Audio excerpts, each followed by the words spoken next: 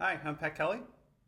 Okay, and in this problem, we're asked to set up and evaluate the integral that gives us the volume of the solid that's formed once this region is revolved around the x-axis. Okay, that's the idea that we've been looking at in this section. And the method that we've been looking at in this section is using either the disk or washer approach. So the integral we want to set up is going to represent either a disk or a washer representation of this. So the way that we want to start is first decide where that representative rectangle is. Okay? And with the disk and washer method, if you were revolving around the x-axis, actually wherever you're revolving, the representative rectangle you want to draw perpendicular to that axis of revolution. Okay? So with that rectangle drawn, it gives me a little bit of direction because the width of the rectangle is going to be the variable with which you integrate with respect to. So I am integrating with respect to x. So I'd like to get that integral set up for the volume, and I now know that it's going to be with respect to x. And the second thing I like to make sure I know as I get into the integral is whether it's a disk or a washer.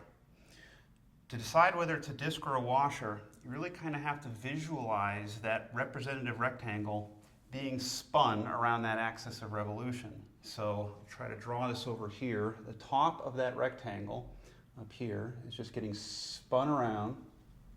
Okay. And the bottom of that rectangle is right at that axis, so there's no hole in the middle. That's the key. So this is a disk. If there's a hole in the middle, it's going to be a washer.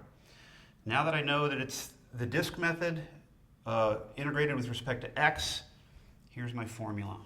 Pi integral from a to b, the radius as a function of x, but squared dx.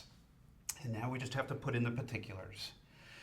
Right off the bat, I can see one of my particulars, two of my particulars, are those limits of integration. So if you hadn't thought about it before, hopefully at this point into the formula you're realizing I need limits of integration.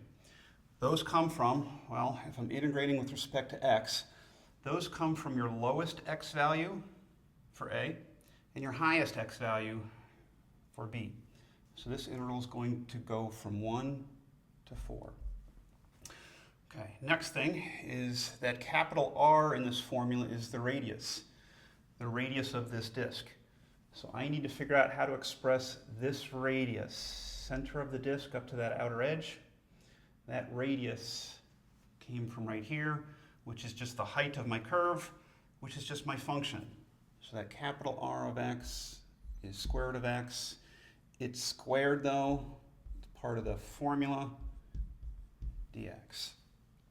And that I would suggest is the setup of the integral, and we're also supposed to evaluate it. So this equals pi integral from 1 to 4, square root of x squared, that's just x dx. Pi x squared over 2, evaluating that from 1 to 4, equals pi 4 squared, 16 divided by 2 is 8. Subtract putting in the 1 squared divided by 2.